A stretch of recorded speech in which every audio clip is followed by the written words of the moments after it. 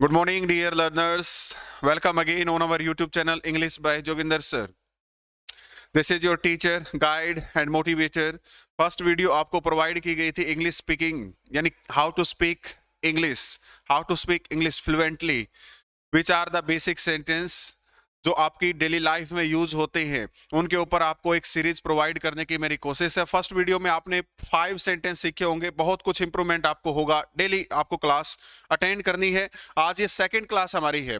Second class इसी जो session है हमारा इंग्लिश स्पीकिंग के बेस पर, उसकी सेकंड क्लास में देखिए बस अब अगर आप बस में बैठे हैं और आप उतर गए वहां से, मैं बस से उतर गया हूं या गई हूं, उसको इंग्लिश में कैसे बोलेंगे? मैं बस से उतर गया हूं या उतर गई हूं, इसको how to speak in English. ये एक सेंटेंस दिया गया, आई गोट of the bus. I goat of the bus, एक तो ऑफ होता है, एक ओ डबल एफ होता है। What is the basic difference between of and O double F? ये आपको पता भी होना चाहिए। जैसे मैं यहां पर लिखता हूं,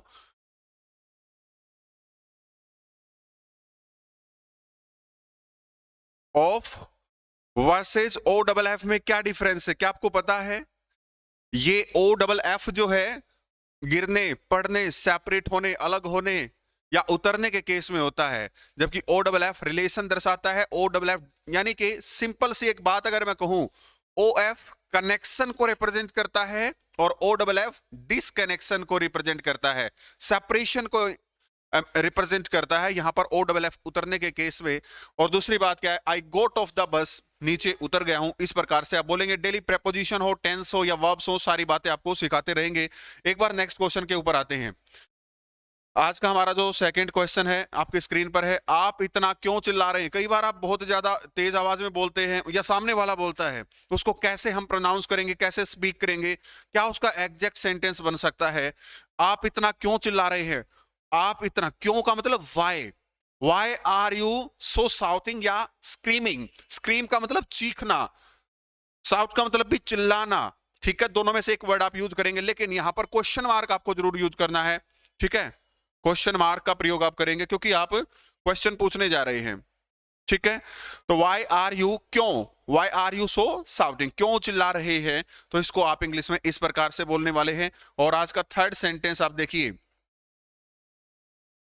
अब मैं कुछ बोलूं। कई बार क्या होता है, सामने वाला बोलता रहता है, आपको मौका ही नहीं मिलता है। आप बोलना चाहते हैं, अपने आप को एक्सप्रेस करना चाहते हैं, थॉट्स को आप बताना चाहते हैं कि एक्चुअली मेरी बात भी सुनिए, तो अब क्या बोलते हैं आप? क्या अब मैं बोलूं या अब मैं भी कुछ बोलूं या अब मैं कुछ बोलूं? ऐसे बोलने में इंग्लिश किस प्रकार से इसकी बनेगी? तो अब मैं कुछ बोलूं, मैं, या कई बार यहां पर कैन भी दिखता है, हालांकि मैं और कैन में बहुत सारा डिफरेंस होता है। ठीक है, मैं ऑप्टेटिव सेंटेंस में यूज होता है, रेस्पेक्ट विद रिक्वेस्ट के केस में यूज होता है। ठीक है, कैन का यूज, सारे मॉडल्स भी आप यूट्यूब चैनल पर बिल्कुल सर्च करेंगे तो मॉडल की मैंने बहुत डिटेल में डीपली वीडियो डाली गई है इंग्लिश बाय जोगिंदर सर पर।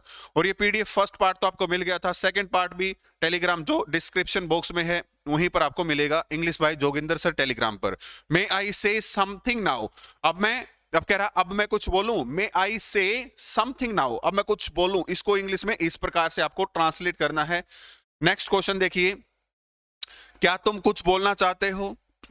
अब कई बार क्या है कि आपको लगता है कि जैसे बोलना तो चाह रहा लेकिन बोल नहीं पा रहा, यानी हमसे नाराज हो गया है।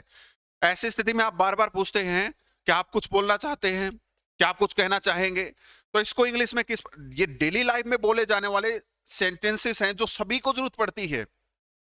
एक तो आप रफ और टफ लैंग्वेज में बात करें, एक थोड़ा सा फ्रीक्वेंटली या फ्लुएंटली या क्लियरली अच्छे तरीके से वेल मैनर में बात करें, तो उसका फर्क बहुत पड़ता है आपके डेली लाइफ में।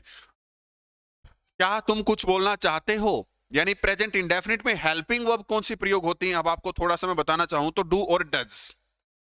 यू जो सेकंड पर्सन है हमारा, इसके साथ हम डू का प्रयोग करते हैं। डू, डज और डिड के बाद हमेशा मेन वर्ब वी1 प्रयोग करते हैं। Do you want what to say, कुछ कहना, क्या, something. Do you want to say something, क्या कुछ बोलना चाहते हो, कहना चाहते हो, इस प्रकार से इसको इंग्लिश में बोलेंगे।